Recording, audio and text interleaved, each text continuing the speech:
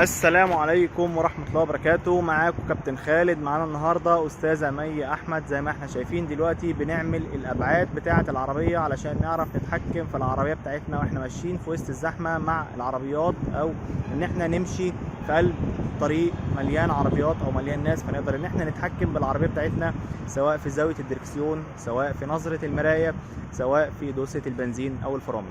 طبعا العربية أوتوماتيك هي عربية العميلة.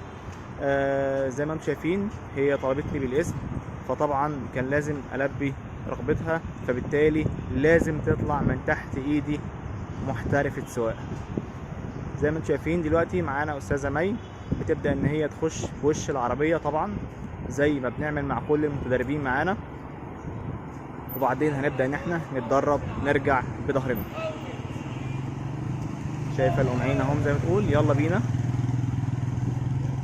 مش شايفاهم؟ تمام، هتشوفهم قدام شويه. قدم لك انا بعيد شويه انا اهو كده. دلوقتي هي شافتهم. طبعا هي استاذه مي كانت بالنسبه لها خدت مع اكاديميه قبل كده، فطبعا ما استفادتش معاهم اي حاجه في الكورس. خدت مع واحده برايفت. الواحده ديت كانت بتروح تجيب بيها الطلبات، يعني هي في وقت الحصه تروح تجيب بيها حاجات من السوبر ماركت او توصل بيها حاجات للبيت او كل ده تضييع من وقت الحصه. طبعا اللي انا جيت شفته لقيت ان هو من الزيرو، فبالتالي بدات ان انا اعلمها ازاي ان احنا نشيك على العربيه، ازاي ان احنا نقيس الزيت، نقيس الميه، نبدا نبص على التشيك انجين بتاعنا، الحاجات اللي بتنور احمر، نبدا نبص في مرايتنا، نظبط الكرسي بتاعنا، نظبط الدركسيون، حساسيه البنزين، حساسيه الفرامل، الدوسه بتاعتنا بتبقى عامله ازاي. كل ده انا علمته لها من الصفر. طبعا ليه؟ لان لازم اساسها من الاول عشان اضمن ان في اساس ابني عليه كل اللي جاي. طالما في اساس كويس تعرف تبني عليه براحتك، انما طول ما في اساس مهزوز او في خوف او في رهبه، فبالتالي العميل عمره ما هيستجيب معاك.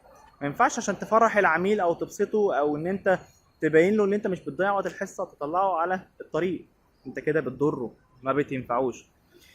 بتضره ليه؟ لان انت طول ما انت طالع بتفضل ماسك الدركسيون بداله، بتفضل ان انت تحود يمين تحود شمال، واحيانا بيكون عندك فرامل اضافيه، فبالتالي بتفضل تدوس على الفرامل. طب هو فين الرياكشن بتاعه؟ فين الحساسيه بتاعته بتاعت اقف امتى، اطلع امتى، احود الدركسيون ازاي، احوده بسنس قد ايه؟ كل الكلام ده كله لازم هو يتعلمه بنفسه. فلازم رجاء من الكابتن اللي هو بيضيع وقت العميل حاول تاخده في منطقه واسعه، في شارع فاضي، في حاجه حتى لو على طريق على جنب. يعني زي ما احنا شايفين دلوقتي انا في زي شارع شبه ميت او باركينج، ببدا ان انا ادرب فيه. بستغل كل الظروف لصالح العميل. مش شرط ان انا اعجزه، مش شرط اقول له مثلا مكان معين، لا انا بحاول كل عميل اروح له بس يكون في مكان واسع جنبيه او مكان فاضي جنبيه اقدر ان انا ادربه. انما ما تجيش مثلا تقول لي دربني في شارع رئيسي، ما تجيش تقول لي دربني عشان على الطريق الدائري، ما تجيش تقول لي تعالى خدني من تحت بيتي عشان نطلع على مكان التدريب اللي هو مثلا يبقى فارق مثلا نص ساعه رايح ونص ساعه راجع، فضيعت ساعه وده مجهود وبنزين، وبالذات احنا دلوقتي في فتره زحمه، فبالتالي لا طبعا. فدلوقتي معانا استاذه مي اتصلت بيا مشكوره، وانا الحمد لله بقيت موجود عندها. كان في مشكله معاها في العربيه بس الحمد لله ابتدت اتصلحت في الفتيس، وزي ما انتم شايفين ابتدت ان هي تعدي الامتحان بتاعها اول امتحان. اتمنى لها التوفيق والخير ان شاء الله على الامتحانات اللي بعدها. السلام عليكم. السلام عليكم ورحمة الله وبركاته. معاكم كابتن خالد. معانا النهاردة أستاذة مي أحمد. زي ما احنا شايفين دلوقتي بنتدرب بعربيتها الشخصية على الركنة العمودي على رصيف. طبعا احنا عاملينها دلوقتي في وسط عربيات، وبرضه حاطين إيماع علشان نقدر نظبط الركنة بتاعتنا، وعلشان نقدر نظبط الحساسية بتاعت الدركسيون، حساسية البنزين والفرامل. زي ما احنا شايفين دلوقتي بتركز كويس جدا في المرايه بتاعتها علشان تقدر تظهر معاها القمع اللي ورا بالنسبه لها يمين مش باين. مجرد ما بيبان كده هي ابتدت تشوفه، فتبدا ان هي تعدل وش العربيه بتاعتها وتبدا ان هي ترجع على حسب الزاويه اللي هي شايفاها. حاسه ان هو ضيق ممكن تطلع لقدام، وبعدين تبدا تظبط الزاويه تاني، تبدا تظبط الزاويه على حسب ما هي شايفه في مرايتها. طبعا الايماع بتكون قصيره شويه، فبالتالي الرؤيه بتاعتها بتكون صعبه، فبالتالي بتكون التدريب عليها صعب شويه، فطبعا احنا بنتدرب عليها علشان نخلي عينينا تقدر تلمح اي حاجه صغيره ونهتم بادق التفاصيل. زي ما انتم شايفين، شافت ان زاويتها يمين قد شمال، فابتدت ان هي ترجع وبعدين وقفت. ما شاء الله عليها، نتمنى لها التوفيق والخير ونخش على التحدي اللي بعده. السلام عليكم ورحمة الله وبركاته. معاكم كابتن خالد. معانا النهاردة أستاذة مي أحمد. زي ما احنا شايفين دلوقتي بنتخطى الإقماع بتاعتنا بالعربية الخاصة بيها. زي ما انتم شايفين دلوقتي معانا أستاذة مي أحمد ماشية دلوقتي في الإقماع، إن هي بتتخطى عشان لو بتعرف إن هي تتخطى عربية قدامها أو تتخطى من حارة لحارة. السلام عليكم ورحمة الله وبركاته. معاكم كابتن خالد. معانا النهاردة أستاذة مي أحمد. زي ما انتم شايفين دلوقتي ماشيين على الطريق السريع بعد ما الحمد لله خلصنا الكورس بتاعنا. خلصنا طبعا الخط المستقيم وعملنا الركنات وعملنا التخطي، وابتدينا ان احنا نطلع واحدة واحدة على الطريق بعربيتها الشخصية.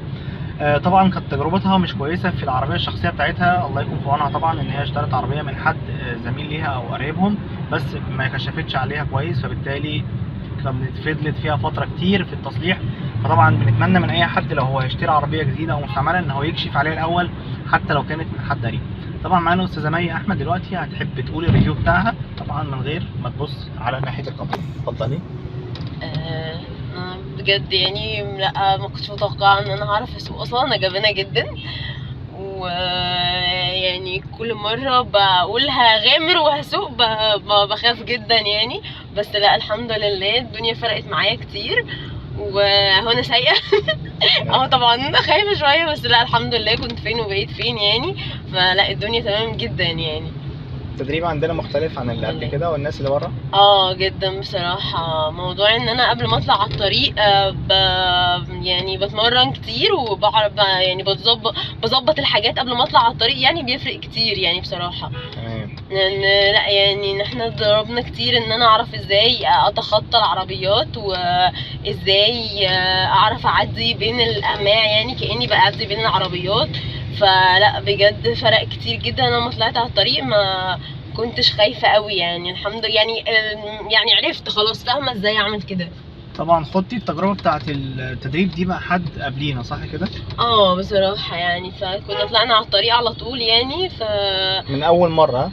على طول. كان في استفادة فيه؟ والله لا، كنت حاسه ان انا يعني مش انا اللي متحكمه في الموضوع، في حد تاني متحكم فيه، خاصه ما كانش على عربيتي يعني، وكان في فرامل والحاجات دي، فكان هو المتحكم في الموضوع اكتر الصراحه. فانا ما كنتش حاسه ان انا بسوق يعني، مجرد حد جنبي بيدوس فرامل وبيقود هو الموضوع يعني. ماشيين يعتبر بالفويس اوردر صح كده؟ زي ما انتم شايفين ما شاء الله احنا ماشيين طبعا في شارع ترسا مع استاذه مي، ان هي ما شاء الله كانت واخده كورس قبل كده او حصص قبل كده مع مكان تاني، بس طبعا ما كانش فيه استفاده، لان اغلبيه الناس بره بتقول لك احنا هنطلعك من اول حصه على الطريق.